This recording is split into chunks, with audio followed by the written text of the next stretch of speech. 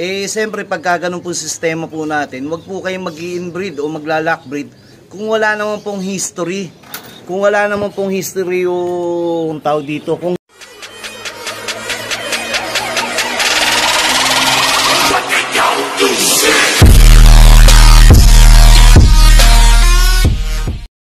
eto mga kasubis, balik tayo. Bali, ito na yung si Golden Mac natin. Iniisip po natin kung saan natin ipapares. Kung i-outcross po ba natin. May tatanong lang po ako sa inyo. Total, marami rin po nagtatanong sa akin. Dahil hindi naman din po masagot ni Byte kung ano po talaga ang tama. Dahil tayo din po ang tutuklas. Kung ano daw yung magandang sistema. Outcross, inbreeding o tawag yan, line breed. Depende po yan. Para opinion lang po ni Byte, depende po yan kung saan po kayo hihiyang. Doon na lang po kayo dahil may kanya-kanya po tayong gamit na materyales. Ang importante po, pag sinabing inbreeding, magkapatid sa magkapatid po yan, si breeding o lock breeding, o mag-ama o magnanay. Siyempre pagka ganun po sistema po natin, wag po kayong mag-i-inbreed o magla-lock breed kung wala naman pong history. Kung wala naman pong history yung tao dito, kung hindi naman po ganun ka-impressive yung history po ng inyong pamilya na nabubuuin. I mean, kailangan alamin niyo po ano po ba yung nilipad? Ano po ba yung nilipad ng pamilya niya? Kamusta po ba yung nanay niya? Kamusta yung tatay niya? Kamusta yung kapatid niya? Kamusta yung pinsan niya? Ganun po mag-inbreed. Opinion po ni Byte at sistema po ni Byte to, hindi ko po sinasabing tama. Ngayon po, tatanungin ko po kayo, katulad po nito, Golden Mac, cross Solo Balin. Solo Balin, solo rin na knockout ng MMFC. Kay mismong breeder po ni Judsi yan. Then, ngayon dati po, nakabili din po tayo ng nanay naman po nito. Yung nanay po nito, anak din po ni Golden Mac. Direktang anak ni Golden Mac, cross Bebe. 4th overall naman ng MMFC. 4th overall ng MacArthur, si Bebe. Tapos yung sa side ng tatay, anak mismo na sinuksak ni Luis kay Judsi na Peter 1, cross Peter 2. Sumalpok po yun, finisher po ng South.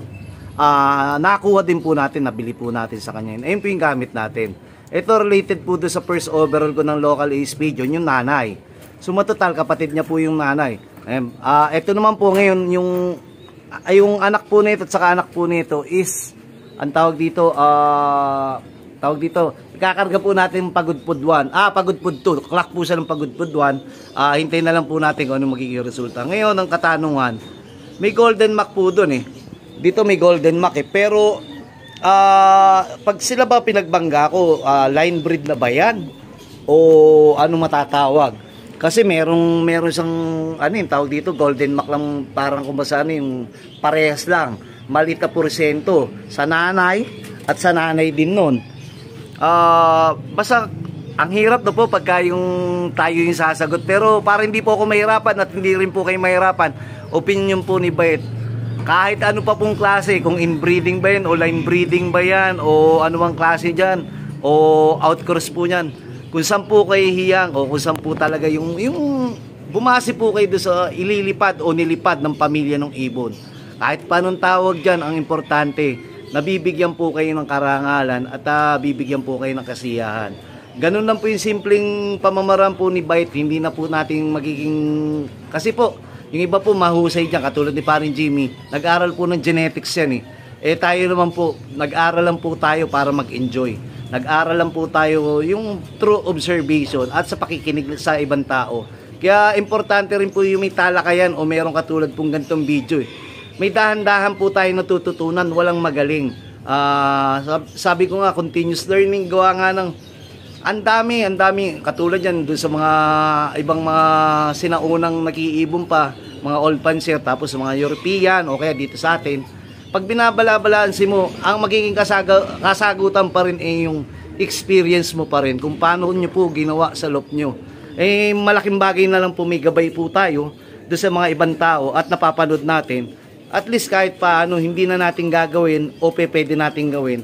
Dahil kung maganda yung resulta sa kanila, pero babasihan nyo pa rin doon. Babase pa rin po kayo doon sa ginagamit yung materyales. Hindi pwede po yan yung ginaya nyo yung kanila. Yung kanila solid na solid Kung ba sa binuo na ng panahon. eh tayo gagawa pa lang ng panahon natin. Yung ibig sabihin, ako, advantage lang po sa akin, kumbasa, nauna po ako ng konti sa inyo, pero mas marami po talagang kailangan natin pag-aralan pa, lalo na yung mga nauna. Mas maganda yung panoorin yung mga nauna po na hanggang ngayon, consistent na kumikilos yung mga ibon nila, kahit saan lo. Sige po, ito na si Pare Larry, magtotos tayo ng ibon natin. Baka mabolso tayo eh. Maano tayo ng meta nakahubad eh. Ang taba-taba pa naman, parang wala ng red doors eh. Ito po yung itotos natin. Dahil siyempre, training bukas, kailangan pa rin natin, training, kargaan na pala, kailangan pa rin natin po magpakasipag dahil hindi pa huli yan lahat. Sabi ko nga, hanggat may last lap, kasama tayo sa kwentuhan, maganda pa rin po ang magiging kainat na natin, lalo na kung uuwi. Tataya na po tayo kahit saan. Sige po. What's up mga kasubis? Eto mga kasubis, bali ito yung 6 times Tacloban po ni ating kaibigan Sutik. Tapos 6 times sa pari. Inbreed po to. Hindi ko malaman kung dahil si Super Lolo, kak, automatic yan. 6 na Tacloban, 1 aboyog winner. Tapos meron pa kapatid ng mga solo Tacloban. Ito naman po, anak mismo po to ni 8 overall. Taon-taon meron po tayong karangalan dito kay 8 overall. Nakakurus kay Jelly Jerema. Pero hindi po ito yung pag-uusapan natin. May bisita po tayo, mag-ama. At saka taga Pampanga. Ito po yung sir. Sir, ano pa sir? Totoy Diego. Taga saan po? Taga Bahay Toro. Ayun. Bakit kala ko dati nagmamanok ka? Oo, nung araw, siguro mga late 90s, nagmamanok na kami noon. Naisip-isip ko, magandang libangan din ang pagkakalapate. Ngayon pa, fast forward po natin, mga sir. Mga sir, ito yung anak niya po. Ito po yung ating bisita. Pampanga po, mga sir. Mamaya papakilala ko po kayo. Sir, nagulat ako sa iyo. Paulo Malbar ba tawag yan? Malbar. Ating no? Kaibigan po natin yan. Ayan. Isang magaling na magmamanok. At ngayon, napunta na rin sa pagkakalapate. Shoutout po sa iyo, Sir Paulo Malbar. Alam ko napakalaki. Ang laki ng hektarya ng pagkamamanok niyan. Natutuwa ako na nasama na natin dito sa pag-iibon. Oo. Tsaka isa pa, talagang magaling makisama yan. Basta sinabing Paulo Malbar, kahit saan yan, pagmamanok, pagkakalapate. Pero hindi yan politikong tao. Ay, hindi. Talagang napakabuting tao lang. Yun.